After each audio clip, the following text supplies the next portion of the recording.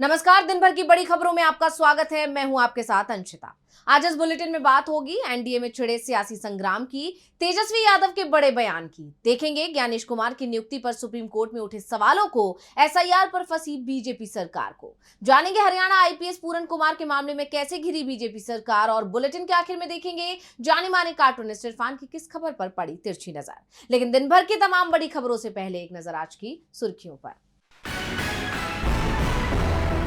महाराष्ट्र के मुख्य चुनाव अधिकारी से मिले विपक्ष के नेता, डेलीगेशन में उद्धव ठाकरे और राज ठाकरे रहे शामिल, चुनाव में गड़बड़ियों का उठाया मुद्दा। शर्जील इमाम ने वापस ली अंतरिम जमानत याचिका, बिहार में चुनाव लड़ने के लिए जमानत मांग रहे थे इमाम, दिल्ली हिंसा के आरोप में 5 साल से हिरासत में है इमाम। दिल्ली टेस्ट भारत ने वेस्टइंडीज को 7 विकेट से हराया, 2-0 से किया सीरीज पर कब्जा, Ravindra Jadeja player of the series. Share बाजार में गिरावट, 297 अंकों की गिरावट के साथ 82,029 पर बंद हुआ सेंसेक्स, तो 81 अंकों की गिरावट के साथ 25,145 पर बंद हुआ निफ्टी। ये तो थी सुर्खियां। अब बात आज की सबसे बड़ी खबर की। बिहार एनडीए में बड़ी फूट पड़ गई है, सहयोगी नाराज है तो गठबंधन में शामिल पार्टियों में बगावत हो गई है, जिसके चलते 1 दर्जन सीटों पर पेच फंस गया है। नीतीश कुमार भी सीट बंटवारे को लेकर भड़के हुए हैं, खास तौर पर जिस तरह से बीजेपी ने जेडीयू की दबदबे वाली सीटें चिराग को सौंप दी और कई सीटों पर बीजेपी का उम्मीदवार तय कर दिया है, जो मांझी ने भी तीखे तेवर दिखाए हैं, जिसके बाद एनडीए चुनाव में बना रहेगा, इस पर सवाल खड़े हो गए हैं। बिहार में सबसे पहले सीटों का बंटवारा करने के बाद अब एनडीए मुश्किल में फंस गया है। जेडीयू के अंदर से नाराजगी की खबरें सामने आ रही हैं। नीतीश कुमार की नाराजगी को बीजेपी ने 71 उम्मीदवारों के नाम का ऐलान कर और बढ़ा दिया है। दरअसल नीतीश कुमार तारापुर सीट पर दावेदारी कर रहे थे, लेकिन यहां से बीजेपी ने डिप्टी सीएम सम्राट चौधरी के नाम का ऐलान कर दिया। इसके अलावा सोनबरसा, राजगीर और मोरवा सीट जो चिराग पासवान की पार्टी को दी गई है, उस पर भी नीतीश उखड़ गए हैं। सोनबरसा सीट से नीतीश कुमार अपनी सरकार में मंत्री रत्नेश सदा को पार्टी का सिंबल भी दे चुके हैं। मोरवा सीट एलजेपीआर को दे दी गई है, जबकि नीतीश यहां से अपने खास विजय चौधरी को टिकट देना चाहते थे। बोधगया की सीट भी एलजेपीआर को दी गई, जिसके बाद बीजेपी के प्रेम कुमार का टिकट कट गया। गोविंदगंज पर भी मामला फंसा हुआ है, यहाँ राजू तिवारी को लड़ाना चाहते हैं, लेकिन बीजेपी छोड़ना नहीं चाहती।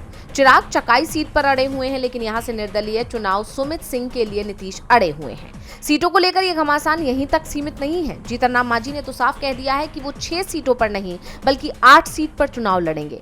उन्होंने मखदुमपुर और बोधगया सीट पर उम्मीदवार उतारने का ऐलान कर दिया है। ये दोनों सीटें चिराग की पार्टी को दी गई हैं। 2020 में मखदुमपुर से हम का उम्मीदवार चुनाव लड़ा था। एनडीए में पड़ी फूट के चलते ही आज भी ज्वाइंट प्रेस कॉन्फ्रेंस नहीं हो पाई। इस बीच नीतीश कुमार ने भी अपनी पार्टी के उम्मीदवारों को सिंबल देना शुरू कर दिया है। ऐसे में सवाल उठ रहे हैं कि क्या सीट बंटवारे को लेकर एनडीए में फूट पड़ने वाली है। एनडीए में फूट पड़ गई है तो महागठबंधन में रस्साकशी चल रही है, लेकिन अब धीरे धीरे यहाँ बात बनती भी दिख रही है। महागठबंधन एक बात तो पहले ही साफ कर चुका था कि पहले वो एनडीए उम्मीदवारों के नाम देखेगा, फिर अपने पत्ते खोलेगा। यानी बिहार में महागठबंधन अपनी रणनीति के चलते बढ़त लेता दिखाई दे रहा है। महागठबंधन में सीटों का बंटवारा भले ही नहीं हो पाया हो, लेकिन उसके उम्मीदवारों ने नामांकन भरने का काम जरूर शुरू कर दिया है।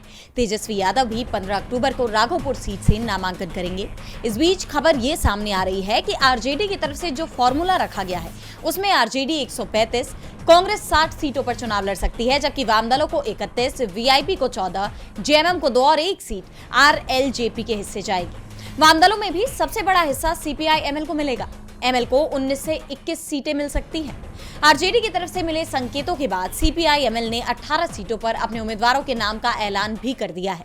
इस बीच तेजस्वी यादव की राहुल गांधी से फोन पर बातचीत हुई है, जिसमें अधिकांश मुद्दों पर सहमति बना ली गई है, लेकिन कुछ सीटों पर एनडीए की ही तरह महागठबंधन में भी पेच फंसा हुआ है। भागलपुर की कहलगांव सीट जो कांग्रेस की परंपरागत सीट रही है, उस पर तेजस्वी अपना उम्मीदवार उतारना चाहते हैं।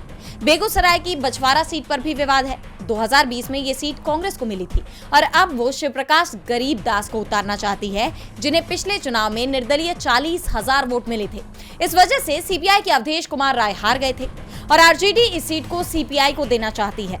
नरकटियागंज सीट पर भी तनातनी है, जहां 2020 में कांग्रेस के विनय वर्मा हार गए थे। इस बार आरजेडी दीपक यादव को उतारना चाहती है, जो 2024 के लोकसभा चुनाव में वाल्मीकि नगर से हार चुके हैं। लेकिन अब खबर आ रही है कि अधिकांश सीटों का विवाद सुलझा लिया गया है और जल्दी ही सीट बंटवारे का ऐलान कर दिया जाएगा। बिहार चुनाव को लेकर महागठबंधन पहले ही बढ़त बनाता दिख रहा है। उसके निशाने पर सत्ताधारी दल के साथ चुनाव आयोग भी है, खासतौर पर मुख्य चुनाव आयुक्त ज्ञानेश कुमार। और अब ज्ञानेश कुमार की कुर्सी भी संकट में फंस गई है। सुप्रीम कोर्ट ज्ञानेश कुमार पर बड़ा फैसला लेने की तैयारी में है। तो क्या है पूरा मामला, देखिए रिपोर्ट। मुख्य चुनाव आयुक्त ज्ञानेश कुमार की कुर्सी संकट में घिरती दिखाई दे रही है। उनकी नियुक्ति का विरोध विपक्ष के नेता की तरफ से किया गया था और अब ये मामला सुप्रीम कोर्ट पहुंच गया है। जस्टिस सूर्यकांत और जस्टिस जॉय माल्या बागची की खंडपीठ ज्ञानेश कुमार पर 11 नवंबर को कोई फैसला सुना सकती है। दरअसल ये पूरा मामला मुख्य चुनाव आयुक्त और अन्य चुनाव आयुक्तों से जुड़े कानून को लेकर है, जो 2023 में मोदी सरकार लेकर आई थी, जिसके सहारे सीईसी और ईसी को नियुक्त करने वाले पैनल से सीजीआई को हटा दिया गया था। अब इस कानून को कोर्ट में चुनौती दी गई है। कोर्ट में इस पर सुनवाई शुरू हुई तो वरिष्ठ वकील प्रशांत भूषण ने डिमांड की कि कोर्ट इस पर रोज सुनवाई करे। भूषण ने कोर्ट से डिमांड की कि कम से कम 3-4 घंटे का समय दिया जाए, जिसमें से याचिकाकर्ताओं को अपनी दलीलें पूरे करने में 2 घंटे लगेंगे। भूषण की दलील पर जस्टिस सूर्यकांत ने कहा कि ये मामला हम 11 नवंबर की सुबह के लिए सूचीबद्ध करते हैं। उस दिन इस मामले का उल्लेख भूषण करें, जिससे पीठ उस दिन गैर जरूरी मामलों की सुनवाई स्थगित कर सके। आप जानते हैं कि इसी साल 16 फरवरी को राजीव कुमार के रिटायरमेंट के बाद ज्ञानेश कुमार को मुख्य चुनाव आयुक्त के रूप में नियुक्त किया गया था, लेकिन ये मामला पहले ही सुप्रीम कोर्ट में पहुंच गया। कोर्ट ने 12 फरवरी 2025 को मामले में सुनवाई तय की। हालांकि 12 फरवरी सुनवाई नहीं हो पाई तो इसे 19 फरवरी को सूचीबद्ध किया गया, लेकिन उससे पहले ही 17 फरवरी को ज्ञानेश कुमार को मुख्य चुनाव आयुक्त बना दिया गया। इसे लेकर याचिकाकर्ताओं ने कोर्ट से मामले की प्राथमिकता के आधार पर सुनवाई करने की डिमांड की। अब अगर कोर्ट सरकार के बनाए कानून को रद्द कर देता है तो ज्ञानेश कुमार की नियुक्ति भी रद्द हो सकती है। ज्ञानेश कुमार की कुर्सी संकट में फंस गई है तो एसआईआर के मुद्दे पर भी चुनाव आयोग पर कई सवाल खड़े हो रहे हैं। महाराष्ट्र की सियासत में एक ऐसी मांग उठी है जिससे चुनाव आयोग के होश उड़ गए हैं और विपक्ष के आरोपों पर मोहर लगती नजर आ रही है। तो क्या है वो मांग जिसने बढ़ाई चुनाव आयोग की मुश्किलें, जानेंगे रिपोर्ट में। एसआईआर की प्रक्रिया का विरोध अब तक तो विपक्ष कर रहा था। जिस राज्य में बीजेपी विरोधी दलों की सरकारें हैं, वहां की सरकार एसआईआर पर सवाल उठा रही थी, लेकिन अब बीजेपी सरकार की तरफ से एसआईआर पर सवाल उठाए गए हैं। चुनाव आयोग को खत लिखा गया है जिसमें एसआईआर की प्रक्रिया को रोकने की डिमांड की गई है। महाराष्ट्र राज्य निर्वाचन आयोग ने चुनाव आयोग से मांग की है कि राज्य चुनाव आयोग ने अपने पत्र में सिफारिश की है कि एसआईआर यानी स्पेशल इंटेंसिव रिवीजन प्रक्रिया को फिलहाल टाल दिया जाए, क्योंकि आने वाले महीनों में स्थानीय निकाय चुनाव होने वाले हैं। राज्य चुनाव आयोग के इस सिफारिश के बाद सियासी पारा हाई हो गया है, क्योंकि महाराष्ट्र में अभी एनडीए की सरकार है और अगर उसी राज्य का चुनाव आयोग एसआईआर को टालने की बात कर रहा है, ऐसे में ये सवाल भी उठ रहे हैं कि एसआईआर की प्रक्रिया तो पूरे देश में हो रही है, फिर इसे टालने की बात सिर्फ महाराष्ट्र में ही क्यों की जा रही है? क्या राहुल गांधी ने जो सवाल उठाए थे, यानी महाराष्ट्र की वोटर लिस्ट में फर्जी मतदाता जोड़े गए हैं जिनके सहारे बीजेपी ने विधानसभा चुनाव जीता है, अब इन्हीं फर्जी वोटरों के सहारे बीजेपी निकाय चुनाव जीतने की कोशिश करेगी? चुनाव आयोग मुश्किलों में है तो टेंशन बीजेपी की भी बढ़ती दिख रही है। हरियाणा में आईपीएस अधिकारी पूरन कुमार ने जातिगत प्रताड़ना के बाद खुद की जान ले ली। इस घटना को लगभग 8 दिन बीत चुके हैं। इस मामले में राज्य सरकार कोई एक्शन लेती नजर नहीं आ रही है। इस बीच कांग्रेस सांसद राहुल गांधी और एलजेपीआर सांसद चिराग हरियाणा पहुंचे और पूरन कुमार के परिजनों से मुलाकात की है। तो क्या है मामले में पूरा अपडेट, देखिए रिपोर्ट। हरियाणा में आईपीएस पूरन कुमार के खुद की जान लेने के मामले ने अब सियासी गलियारों में हलचल बढ़ा दी है। कांग्रेस सांसद राहुल गांधी ने आईपीएस पूरन के परिजनों से मुलाकात की। इस दौरान पूरन कुमार की पत्नी के आंसू छलक उठे। उन्होंने सहमी आवाज में राहुल से कहा कि जीते जी सम्मान नहीं दिया, लेकिन जान जाने के बाद तो मेरे पति को सम्मान मिले।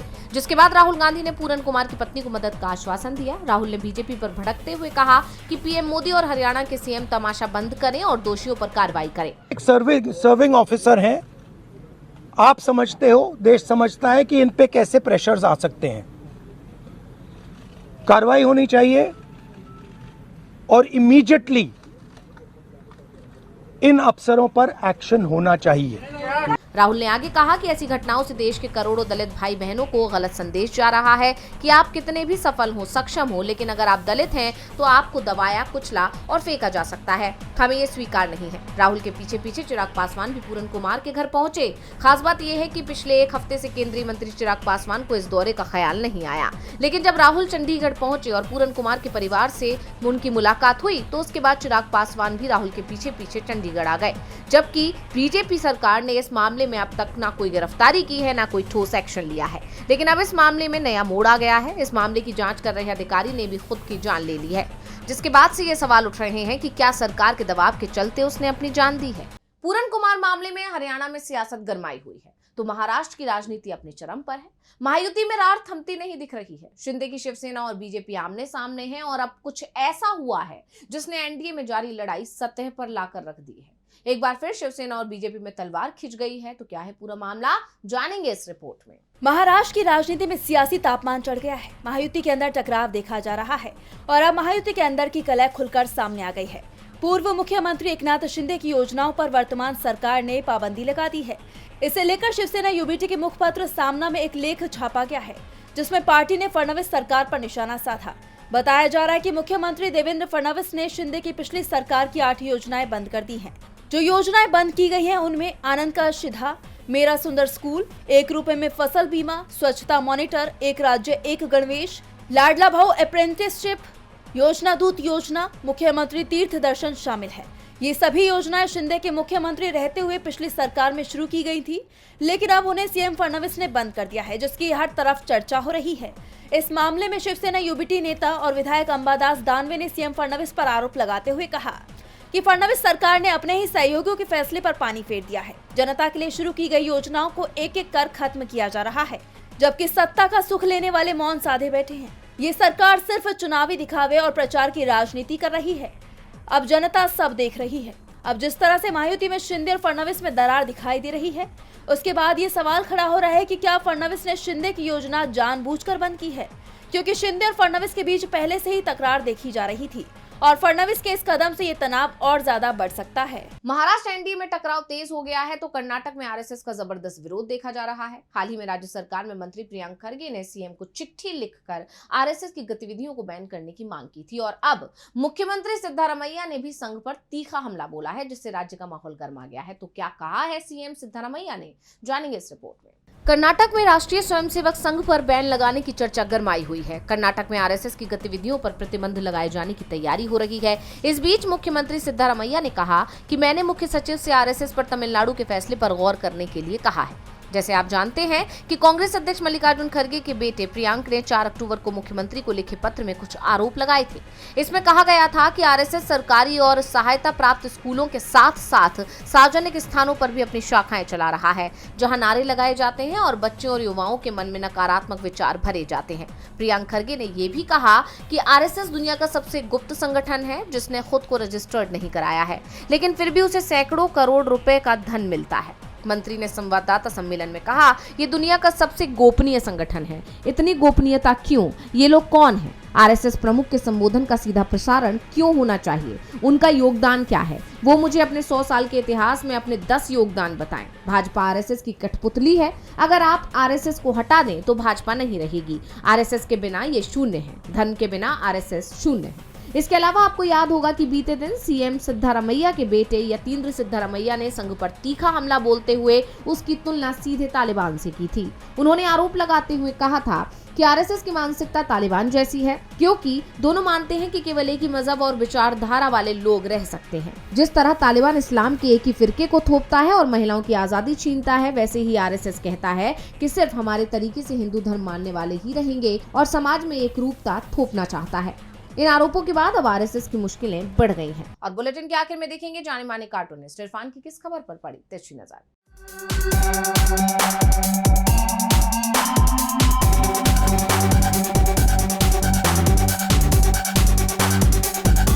चिराग पासवान ने जितना मोदी किया उसका उनको आखिर बदला भी मिला। सीटों की संख्या मिली, सीटें कहां से वो भी उनको मिल रही हैं और उसके अलावा यहाँ तक हो गया कि वो अब सीधे मुख्यमंत्री नीतीश कुमार के मुकाबिल सामने आकर खड़े हो गए हैं। इससे एनडीए की एकता में खतरा भी नजर आ रहा है। कहा जाता है ना कि चिराग से रोशनी तो होती है, लेकिन दामन भी बचा के रखना पड़ता है।